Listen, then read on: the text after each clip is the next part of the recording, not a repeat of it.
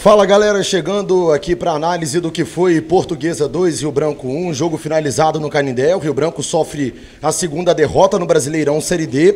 E antes de falar de qualquer polêmica, vamos falar do que foi a partida em si, né? O Rio Branco começou o jogo num ritmo bem ruim, um Rio Branco que teve muitas dificuldades, principalmente ali nos 12 primeiros minutos, 15 primeiros minutos, num time que parecia um pouco desconcertado em campo. Não sei se por conta da alteração do sistema, a sensação que a gente teve acompanhando o jogo era que o time estava um pouco torto, né, para a esquerda ali, lado direito ali, sentindo falta daquela peça que vinha sendo o Vitor Leque. E o Rio Branco sofre um gol em mais um vacilo, mais uma vez o Rio Branco começando uma partida numa rotação abaixo, sem concentração, que a gente tanto fala que a Série D exige. E aí o Rio Branco sofre um gol que para muita gente foi falha do Neguete.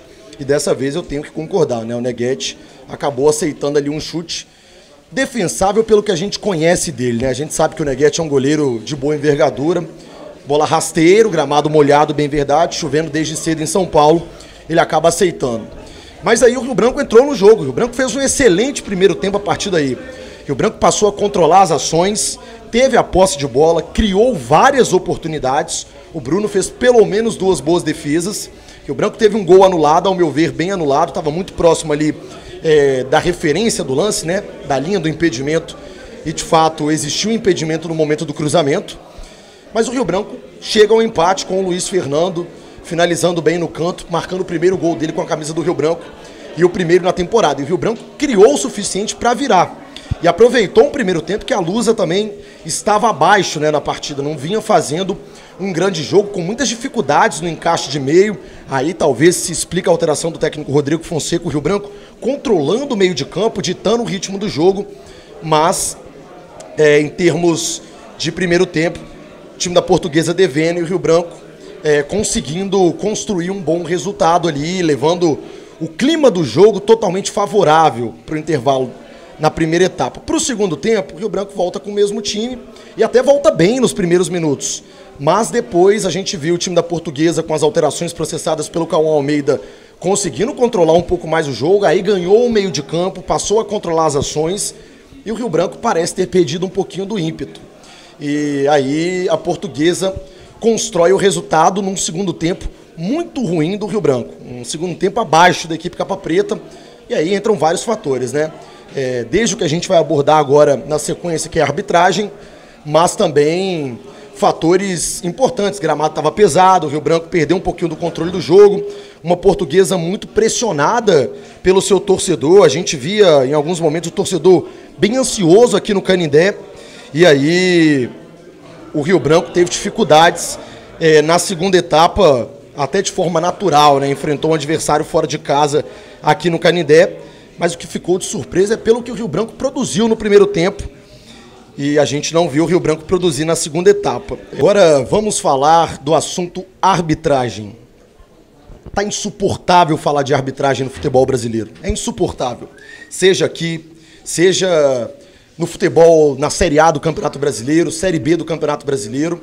Mas a gente precisa falar do que aconteceu no Canindé hoje, porque foi simplesmente vergonhosa a atuação do senhor Daniel Alejandro. Vergonhosa, não tem outra palavra. E eu não tô aqui para dizer que isso condicionou o resultado, mas o que o Daniel Alejandro fez hoje, esse árbitro aí, é o retrato perfeito do que é a Confederação Brasileira de Futebol. E a arbitragem brasileira, vergonhosa do jeito que é, ficou bem representada pelo jogo no Canindé. E para mim, não é só o que aconteceu do lance do pênalti. Foi um jogo que o árbitro permitiu ser picotado, um árbitro que não tinha pulso para comandar o jogo, não tinha critério, porque o lance do pênalti, em vários outros momentos, ele não marcou falta. E é essa a curiosidade. O que era falta para o árbitro hoje?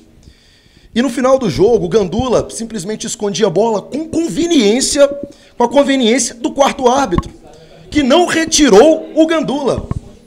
Então hoje, a minha revolta não é porque foi o Rio Branco, não é porque do outro lado está a Portuguesa, é porque essa corda sempre estoura para o lado mais fraco. E a gente sabe como é que é.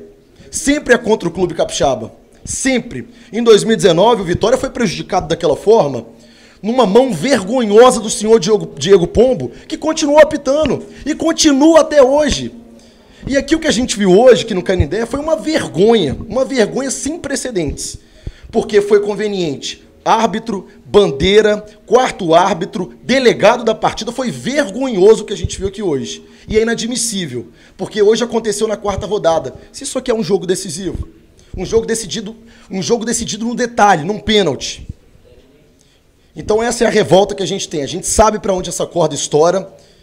E ainda cedo é bom lembrar que o Branco está fazendo um trabalho sério, o Porto Vitória está fazendo um trabalho sério, e trabalhos sérios não podem ser prejudicados por agentes que o jogo inteiro procuraram condicionar o resultado do adversário. Essa é a verdade. Um abraço, pessoal. Até a próxima.